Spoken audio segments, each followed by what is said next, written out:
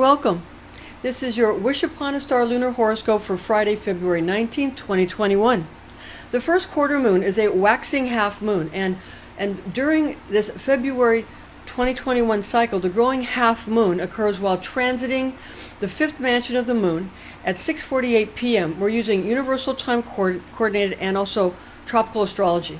Luna's activation of lunar mansion number 5 during a waxing half moon at 50% light is potent for performing projective magic spells and also rituals. Mansion of the moon number 5 is in effect from late night on February 18th at 10:38 p.m. until extremely early in the morning on February 20th at 12:43 a.m. With the waxing half moon occurring in Gemini on the 19th at 6:48 p.m., Lunar Mansion number 5 is magically activated at the exact time of the first quarter moon in Gemini. Keep in mind that the number assigned to each mansion of the moon may vary, relying upon both the cultural and the astrological attributes of the system being used. What pinpoints the exact lunar mansion to which we are referring is made clear by the use of the star to be wished upon, as well as by the name of the indicated mansion of the moon. And we're going to give those to you. I'm Pastor Rosemary, the Astrology Angel. I'm a Rosicrucian seer, biblical astrologer, Christian psychic, and Gnostic mystic. And this is a Readings by Rosemary angelic transmission. The Astrology Angel magical invocations and horoscope prediction method, which we teach, should be used with all mindfulness since powerful forces of manifestation are unleashed. This is intended exclusively for entertainment purposes.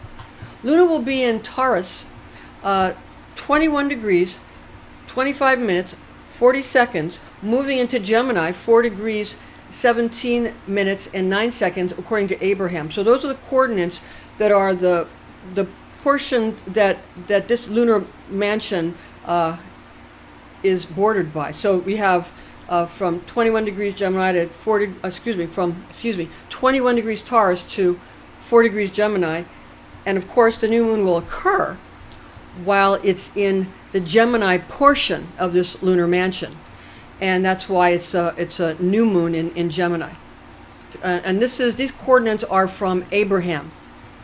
Now, the star to wish upon inside the fifth mansion of the moon, the mansion being named Al-Haka, the star is named Meissa, that dwells in the head of Orion the hunter, called the White Spot, according to Christopher Warnock.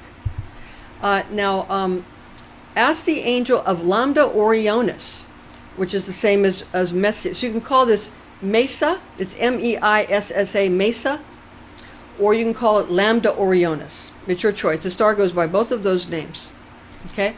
So ask the angel of Lambda Orionis, who is named Gabiel, G-A-B-I-E-L, not Gabriel, Gabiel, to grant you the favor of kings and his court, and to become influential, as well as to receive all good things for which you ask. So this is a really good time to ask for all the things you want. Now, sorceresses and sorcerers create representations to provide for secure voyages, for students to acquire knowledge of craftsmanship, virtuosity, and vocations, to strengthen and beautify structures, to devastate and eradicate informal alliances, and to bring approval and high esteem to married couples.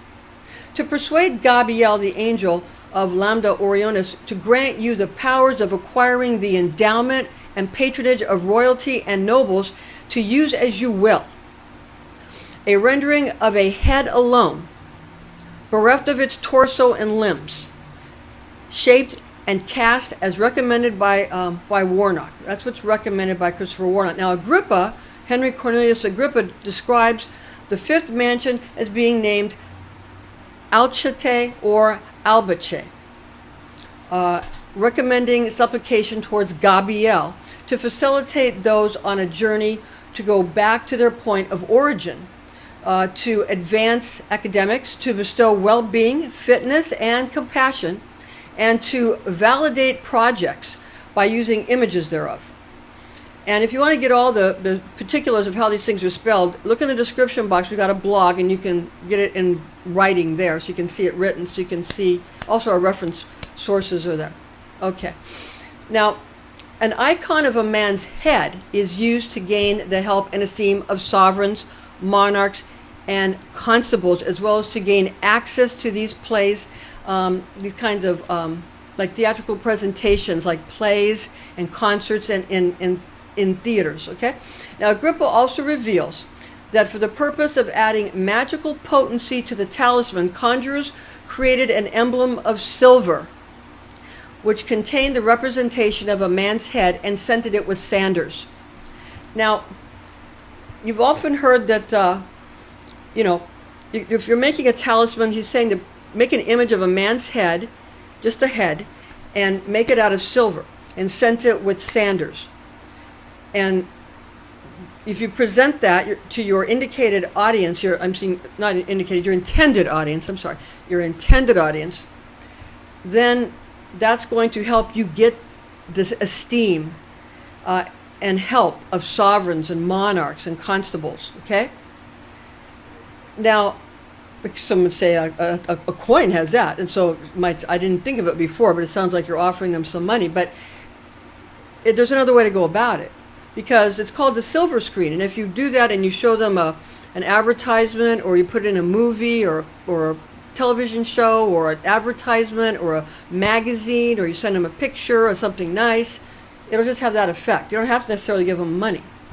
Because I just thought of a silver with a king's head or a person's head. That's what a lot of our money looks like. But they're not usually silver these days, but if it was, it's worth a lot, right?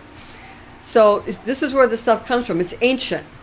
And you can also use words to create a picture in someone's head too, obviously.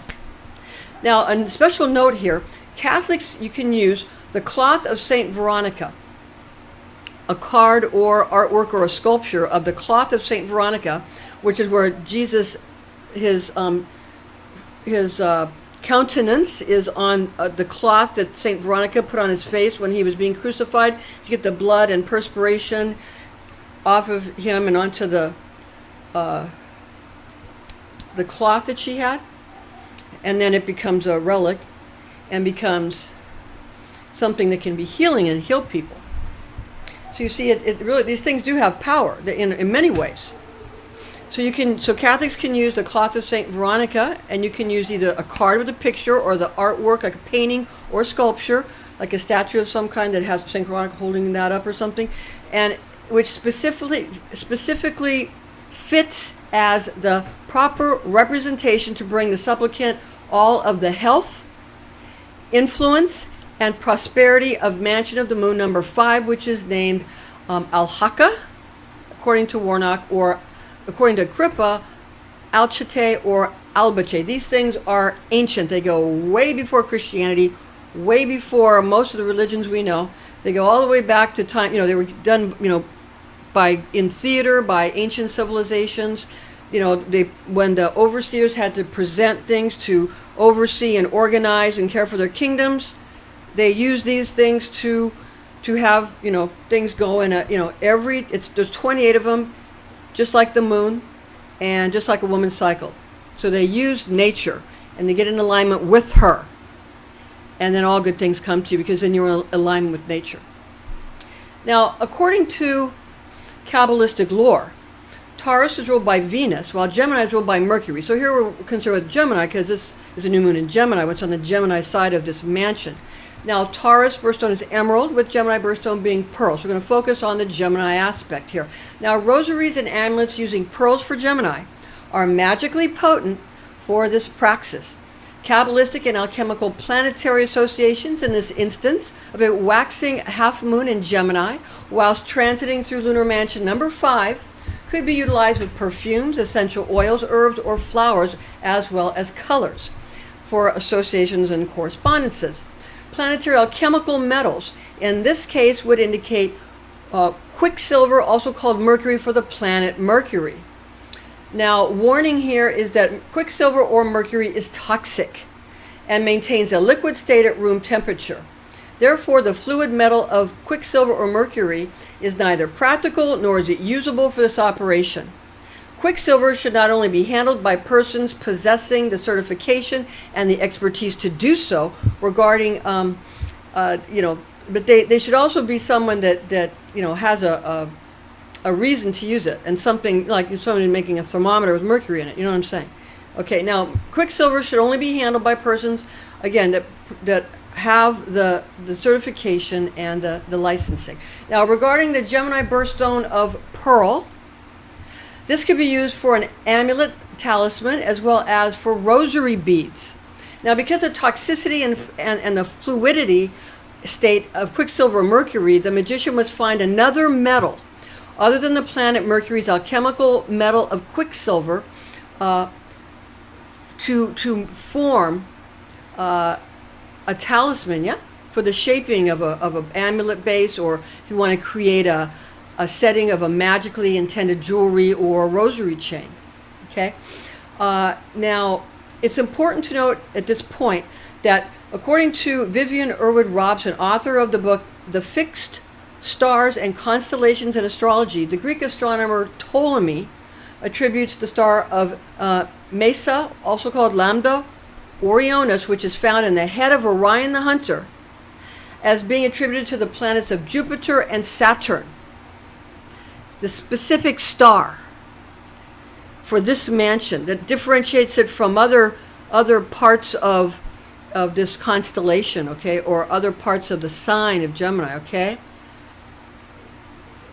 Really specific to Lambda Orionis or Meissa, okay? For the head of Orion the Hunter, Jupiter and Saturn, in regards to the planetary nature of the constellation of Orion. All but 2 of the stars found in the constellation of Orion have planetary associations with Jupiter and Saturn, including Meissa. Only a couple of stars located near the shoulders of Orion the Hunter have differing planetary aspects, according to Robson.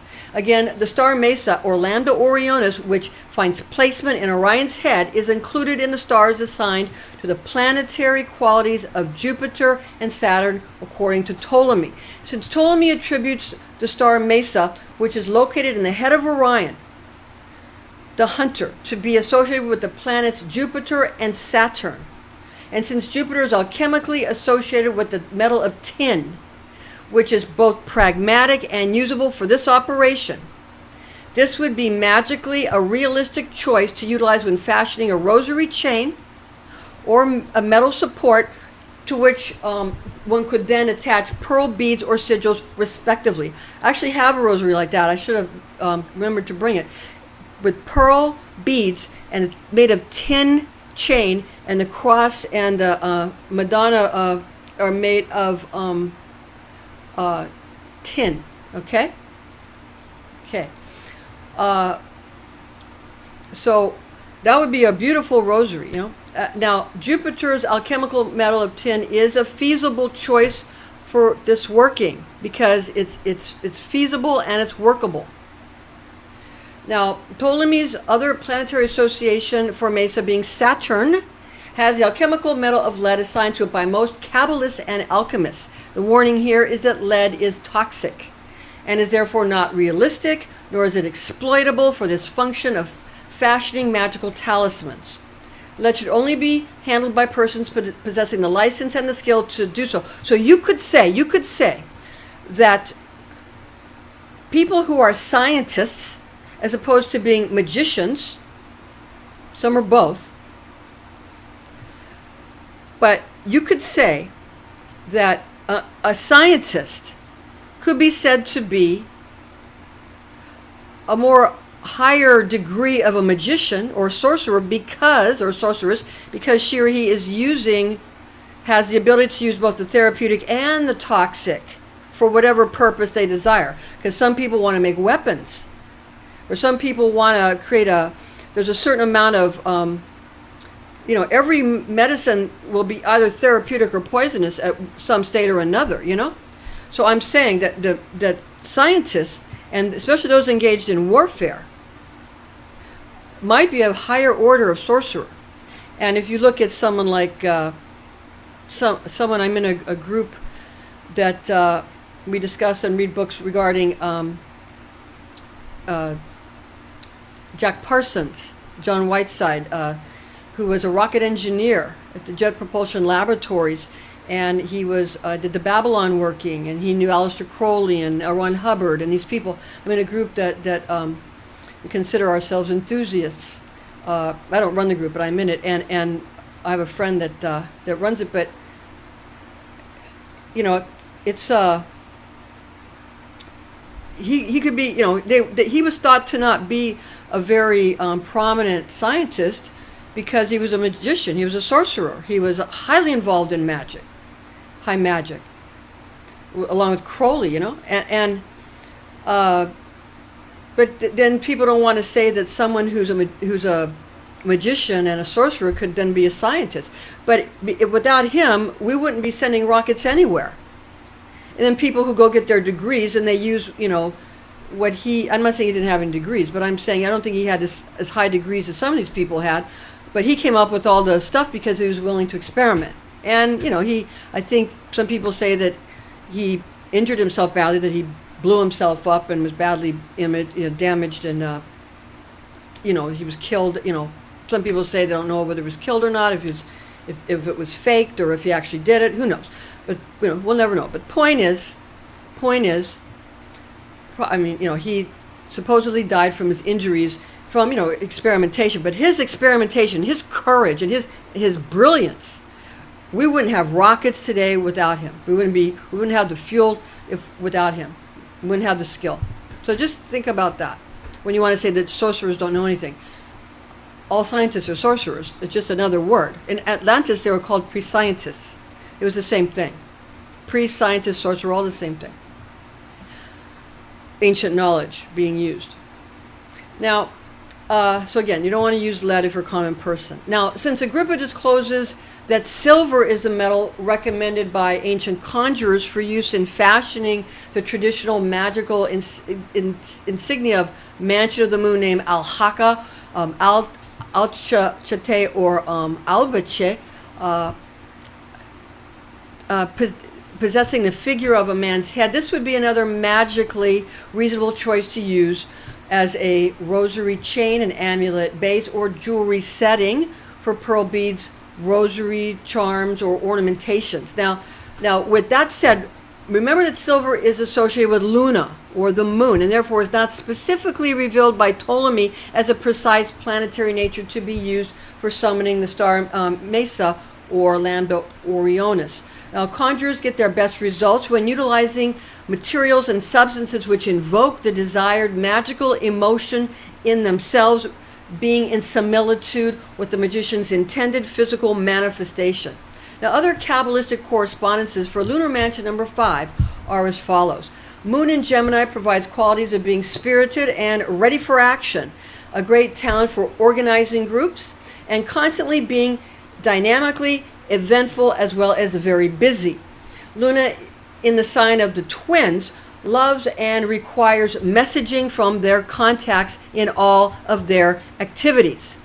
Receiving both technical and personal information is vital for natives possessing a Gemini moon or a moon in Gemini. This is a new moon, but still it's pertinent. Now, planetary archangel for Luna or the moon is Gabiel. God is my strength, power of God, and a messenger of God. And Zodiac angel for Gemini is Umbriel, whose divine tone is I think. Tarot card for Luna or the moon is the High Priestess, shown here, sitting between the pillars of Joachim and Boaz with the star on her chest. The star's not a star, it's a cross.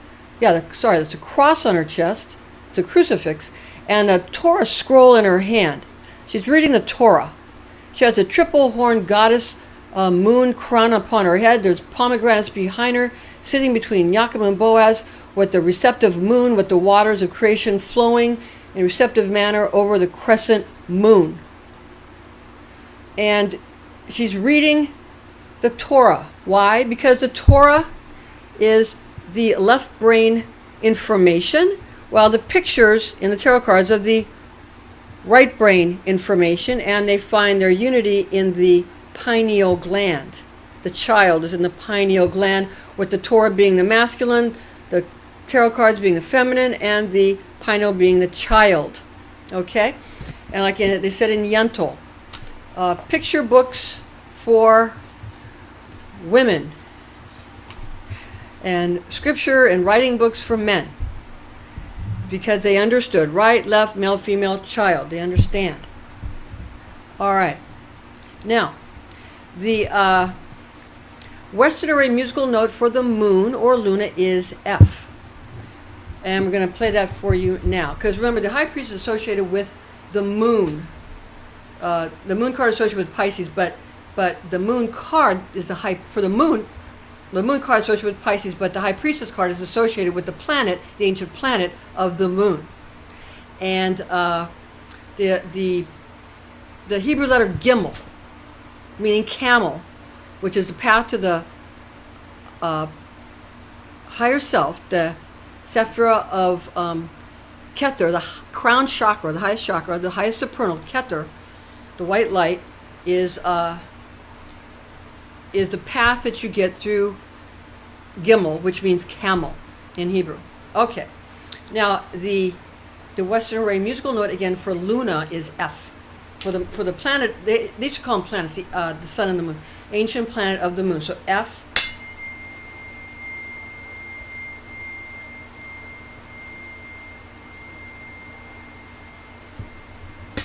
That's the healing for the moon, the moon. Now, regarding the tarot card for Gemini, the tarot card for Gemini is the Lover's card, which is similar in its, well, actually the Devil card is similar to the Lover's card in that there's a devil with a man and woman with horns chained to the stone pillar upon which the devil is standing, the Baphomet, okay? This is the Lover's card. You have an angel, and you have Adam and Eve, and you have Eve over here. There's a serpent in the tree, and the tree is bearing fruit. You have the mound here, the mound of creation, and here you have the Adam, and you have the tree of fire here, okay? So it's and then you have the angel in the center, the lovers, and again, the sun behind the angels. You've got the synthesis and the antithesis and the thesis, I think it is, where you get the male, female, and you bring them together for as the child. All right. Now, the Western way musical note for Gemini is also F, just like the moon. So we're going to play that again. The healing note for Gemini, F. All right. Now, regarding the information found in this document and in the attached document, where we also have all of our references that we recommend, the books, and also the page numbers. And you can see a blog if you want to get the spelling of the stars and the spelling of the names of the mansions of the moon. You can click in the description box and you'll get the blog that we write also each week in our weekly Lunar Mansion series. And the information that we're using is based on the oral tradition known as Kabbalah, taught to me by Rosicrucian clergy when I was but a young girl, the facts of which I have committed to memory. Now, much of the information about star magic was also taught to me through an adjacent German pagan coven, which had established satellite covens throughout the world, and I was in one of those covens. I began writing a book based on these extremely important teachings in 1988. This is it, with Isis on the cover, which I have entitled to be my Star Magic Grimoire. I just wrote this all by hand, and I'm now presenting it to you in a blog form and in a video format. And the reference books we'd like to use besides just the Kabbalistic information and besides just the Star Magic Grimoire that I have and from the covens and that kind of information, the teachings that I got. Also, the books I'd like to reference and recommend. The first one is Mansions of the Moon, Lunar Zodiac for Astrology and Magic, second edition with 2019 to 2033 Mansion Ephemera. It's very important to get that ephemeris too. And he has pictures in there too. Written by Christopher Warnock, illustrated by Nigel Jackson, published by Renaissance Astrology in 2019. The second book, you get the page number if you click in the description box. The 3 Books of Occult Philosophy is the second book. Llewellyn's Source Book Series. Authored by Henry Cornelius Agrippa of Nettesheim in 1533, translated by James Freak in 1650. Edited and annotated by Donald Tyson, 1993, one of my favorite authors, Donald Tyson. I have many of his books, and published in 2000 by Llewellyn Publications. The third reference book I'd like to recommend, The Fixed Stars and Constellations in Astrology, authored by Vivian E. Robson, Bachelor of Science in 1923, published by American Federation of Astrologers, Inc., cover designed by Jack Capola. Thank you for joining us, and please join us again next time, every week now, with these lunar mansions for you.